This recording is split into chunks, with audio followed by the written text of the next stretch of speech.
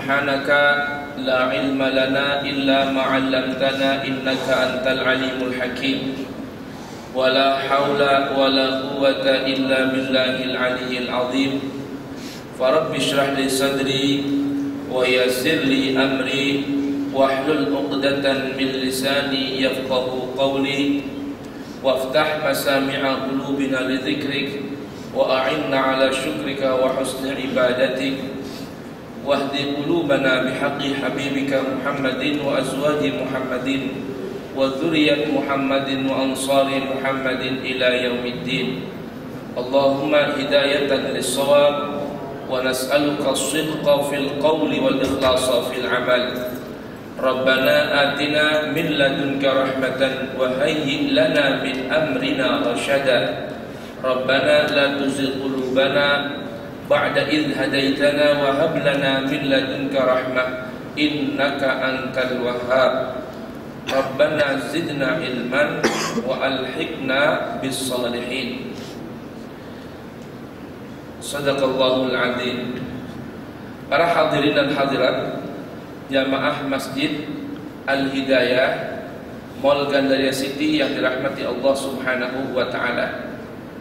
Alhamdulillah, di siang hari ini Allah Tabaraka wa Ta'ala berikan kita berbagai macam nikmat dan kemudahan untuk duduk melaksanakan kewajiban Allah Subhanahu wa Ta'ala, yaitu sholat zuhur berjamaah, dan sedikit mengisi waktu kita bertatap muka, bermuwajahah untuk saling menyambung tali silaturahim antar sesama umat Islam.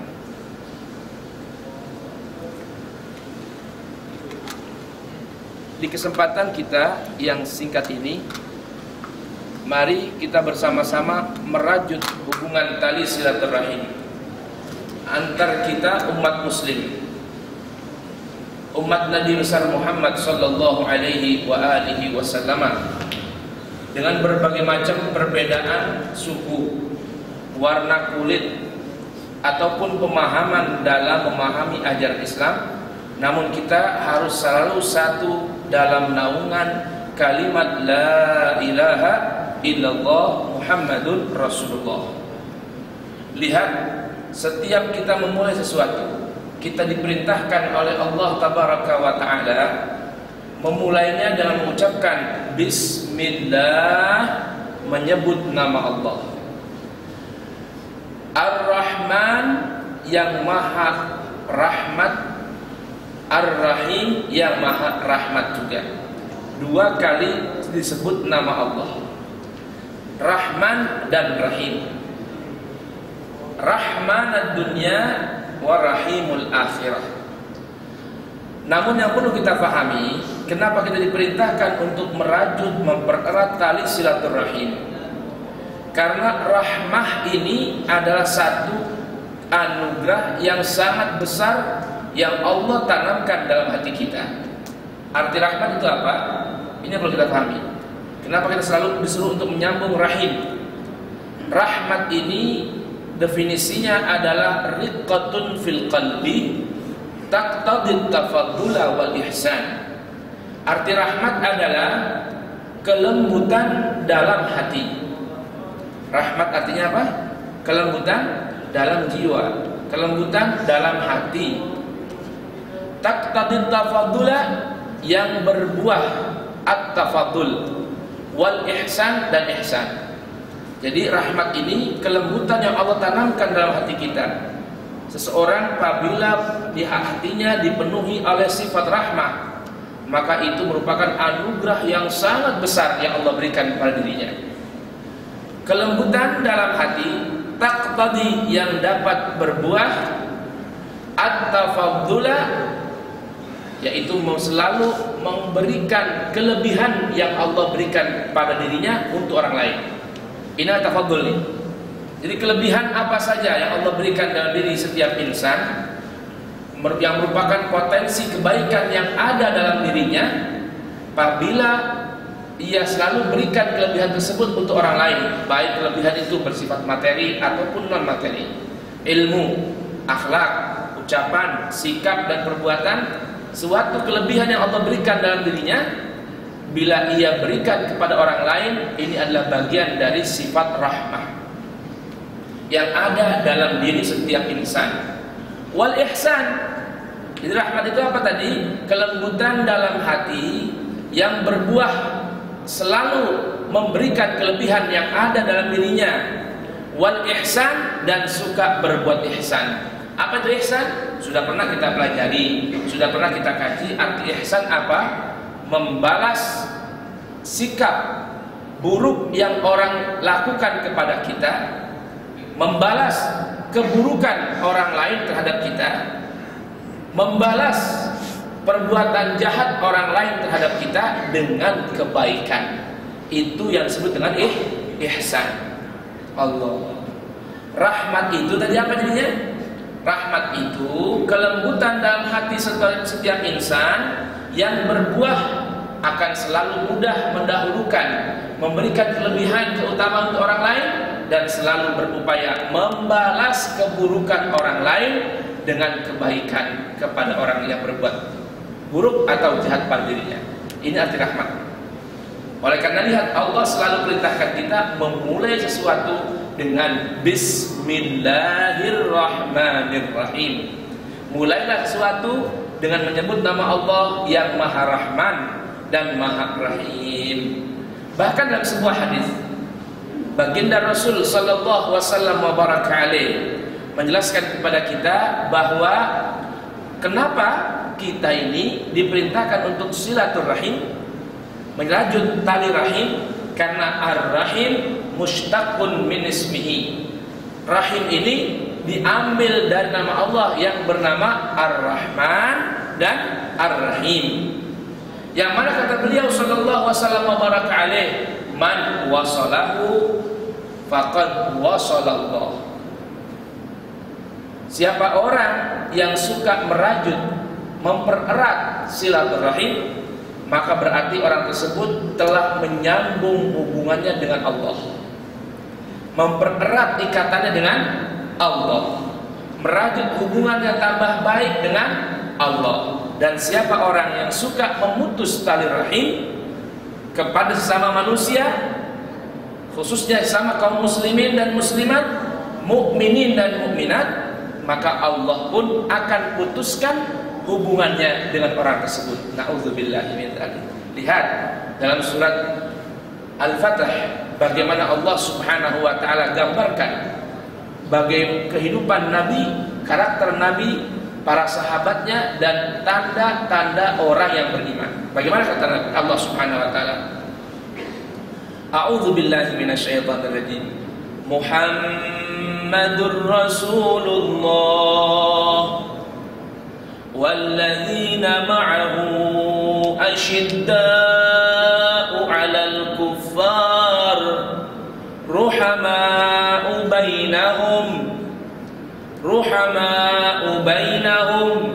Karakter pengikut setia ar-Rasul yang Allah katakan Muhammad Rasulullah. Nabi Muhammad itu adalah utusan duta Allah Subhanahu wa taala. Walladzina ma'ahu, dan orang-orang yang bersama Nabi, baik dikala Nabi masih hidup yang dikenal dengan para sahabat, ataupun murid para sahabat yang disebut tabi'in, ataupun kita orang-orang yang beriman, karakternya pengikut Nabi adalah siapa? Walladzina ma'ahu asyidda'u 'alal kufar, yaitu mereka orang-orang yang tegas, berani terhadap orang-orang kufar yang mengingkari ajaran Allah. Namun ruhama'u bainahum, saling kasih dan sayang antar sesama mereka. Tandanya nih, lihat ini. Jadi orang yang apa? Mengaku pengikut setia Nabi harus punya karakter ini dulu nih. Asyidda'u 'alal kufar ruhama'u bainahum. Karena kalau lawannya orang ini disebutnya orang-orang yang fasik. Lihat dalam Al-Baqarah ayat 27. Bagaimana Allah katakan orang yang disebut al-fasikun siapa? alladzina yanquduna ahdallahi min ba'di mitsaqihi wa yaqta'una ma amara Allah bihi an yusala wa yufsiduna fil ardh. 3 tanda karakter sifat orang-orang fasik. Siapa itu? 1, alladzina yanquduna ahdallah, orang-orang yang memutus ikatan perjanjian dengan Allah. Yang kedua, tanda mereka siapa? Wa yaqta'una ma amarallahu bihi an yusala, yang suka memutus sesuatu yang diperintahkan oleh Allah untuk disambung. Maka kita kan harus apa? Saling nyambung. Silaturahim itu menyambung rahim. Karena kita ini berasal dari rahim yang sama. Rahim seorang ibu, yang ibu ini punya keturunan dengan ibunya, yaitu Ummuna Hawa, istri Nabi Adam ala nabina wa alaihi afdhalus salatu wassalam. Jadi nyambung nih. Kita punya hubungan nih. Serahim iman, serahim Islam, serahim bangsa Indonesia, serahim NKRI. Ini Allah perintahkan hubungan ini disambung selalu. Kalau kita tidak sambung, maka pengakuan kita sebagai pengikut, pencinta Nabi Muhammad perlu dipertanyakan. Apalagi dalam Al-Baqarah tadi 278 Allah gambarkan orang-orang fasik itu siapa? Orang yang memutus, di antaranya orang yang memutus tali persaudaraan, hubungan rahim yang Allah perintahkan untuk disambung. Gambaran lagi tadi, walladzina ma'ahu asyidda'u 'alal kufari ruhama'u bainahum. Tambah lagi Allah sebutkan label istimewanya, tarahum ruk'an sujjadan yabtaghuna fadlan minallahi wa ridwana. Mereka ini senangnya apa nih? Pecinta Rasul. Tanda yang pertama apa? Tegas terhadap orang-orang kufar. Ruhama bainahum, saling mengasihi, saling menyayangi, mudah memberi maaf kepada sesama muslim, kepada sesama orang yang beriman, walaupun beda jabatan, walaupun beda asal, lain suku. Kemudian tarahum ruk'an, kau lihat mereka itu ruk'an, senang sekali, banyak melakukan rukuk, sujadan, banyak bersujud, yabtaghuna fadlan minallahi wa ridwana. Mereka ini banyak rukuk, banyak sujud, tidak lain untuk mencari, menggapai ridho dan rahmatnya Allah Subhanahu wa ta'ala. Lalu Allah tambahkan lagi nih labelnya, nih, tandanya, karakternya, simahum fi wujuhihim min atharis sujud, simahum fi wujuhihim min atharis sujud. Tuh, tanda khasnya mereka. Siapa itu? Orang-orang yang simahum fi wujuhihim, tanda mereka akan tampak dari air muka mereka. Min athari sujud, dari bekas-bekas sujud. Jadi yang dimaksudkan di sini ini bukan tandanya itu bukan keningnya hitam, bukan. Di ayat Al-Faham ini, paham ini ayat ini nih. Allah bilang bagaimana? Simahum, tanda mereka tampak di mana? Fi wujuhihim, pada air mukanya, air wajahnya. Min athari sujud, dari bekas banyak sujud. Jadi bukan berarti ini harus hitam, enggak. Sebenarnya orang bilang, oh tandanya orang yang mukmin itu yang banyak sujud, yang keningnya jidatnya hitam sampai kapalan. Bukan. Al-Quran gambarkan bukan kapalan kening, bukan. Tapi gambarnya apa? Gambarannya fi wujuhihim. Ini wajah nih. Wajah itu mulai dari dagu sini sampai kening sini berputar. Air mukanya kelihatan, sejuk. Kalau orang hatinya sejuk, itu akan tampak pada air mukanya. Jadi apa yang ada dalam hati akan terpantul kepada wajah. Tapi kalau orang kelihatan rajin sujud, sampai jidat keningnya hitam, kapalan, tapi lihat orang asem, merasa dia paling baik, yang lain kagak. Nah, ini bukan simahum, bukan ciri-cirinya, bukan ciri tanda orang-orang yang walladzina ma'ahu, yang benar-benar beriman kepada Allah dan Rasulnya, tapi tampak pada air mukanya. Karena katanya wajah ini adalah pantulan hati kita. Kalau hati orangnya lagi bagus, mukanya air mukanya akan bagus. Hatinya gelisah, mukanya akan gelisah. Hatinya galau, mukanya juga galau.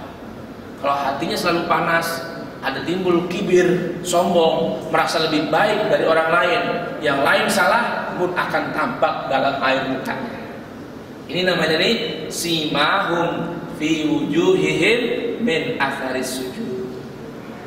Nah, ini indahnya kita merajut dan menyambung tali silaturahim, karena hal itu diperintahkan oleh Allah dan Rasulnya sallallahu wasallam wa baraka alaihi. Oleh karenanya di kajian renungan Al-Quran kita ini perdana setelah sekian hari, sekian minggu kita libur, kita buka, ayo kita mulai rajut lagi tali silaturahim. Hubungan rahim kita ini apa tujuan ini? Kalau kita sering menyambung baik hubungan kita kepada sesama rahim, maka Allah yang Maha Rahman dan Rahim akan buka sambungan tali hubungan dengan kita lagi. Jadi paham kira ini? Oleh karena jangan lupa nih, dua hal itu tidak terpisahkan, yang dikenal dengan hablum minallah dan hablum minan nas. Hubungan tali dengan Allah kita pererat. Sering-sering membaca ya arhamar rahimin, ya Rahman ya Rahim, ya Allah ya Rahman ya Rahim.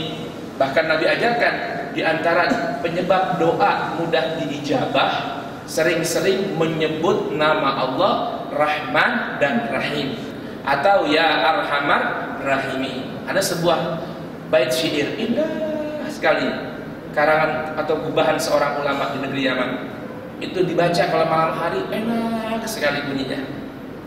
Di waktu tahajud, selepas tahajud bermunajat, ya Arhamar Rahimin, ya Arhamar Rahimin, ya Arhamar Rahimin, farrij 'alal muslimin.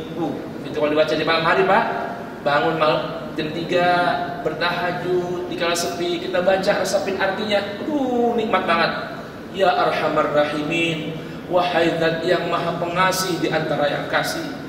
Ya Arhamar Rahimin, wahai Zat yang Maha Sayang di antara segala yang penyayang. Ya Arhamar Rahimin, wahai Zat yang Maha menebar rahmat di antara yang lainnya. Farrij 'alal muslimin, berikan pertolonganmu untuk seluruh orang-orang muslim. Enak bener itu, Pak. Itu kalau dibaca itu di malam hari, nikmat. Ya Rabbana ya Karim, ya Rabbana ya Rahim, Antal Jawadul Halim, wa anta ni'mal mu'in. Kita panggil Allah di malam hari itu, Pak, nikmat, sejuk rasanya. Ya Rabbana ya Karim, wahai Tuhan kami yang Maha derma, yang Maha sayang. Ya Rabbana ya Karim, Antal Jawadul Halim, Engkau Maha memberi dan Engkau Maha penyantun. Indah kalau kita buka hubungan erat kita dengan Allah yang Maha Rahman dan Maha Rahim. Oleh karenanya di pertemuan kita pertama selama seminggu ini, insyaallah kita akan merenungkan betapa indahnya Rahman dan Rahimnya Allah Subhanahu wa ta'ala. Insyaallah kajian kita akan aktif kembali di bulan September ini per pekan seperti Ramadan. Jadi Senin sampai Kamis pertama, di minggu pertama insyaallah saya akan menyampaikan renungan di sini. Kemudian Senin hingga Kamis yang pekan kedua atau minggu kedua ada Ustaz Hamzah Al-Attas yang akan menyampaikan kajian tafsir di sini.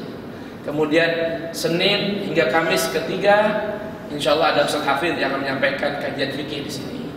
Dan Senin hingga Kamis keempat ini insya Allah akan ada kajian narasumber yang bergilir insya Allah akan sampai sini bersama saya insya Allah. Dan nanti mudah-mudahan kalau bapak-bapak siap menyediakan waktunya di waktu kajian saya pada Senin dan Kamis terakhir, akan saya ajarkan, sampaikan sedikit demi sedikit kita mengkaji bersama ilmu Al-Quran dan ilmu As-Sunnah atau ilmu hadis, serta insya Allah kita akan kembangkan nanti kepada ilmu usul fiqih.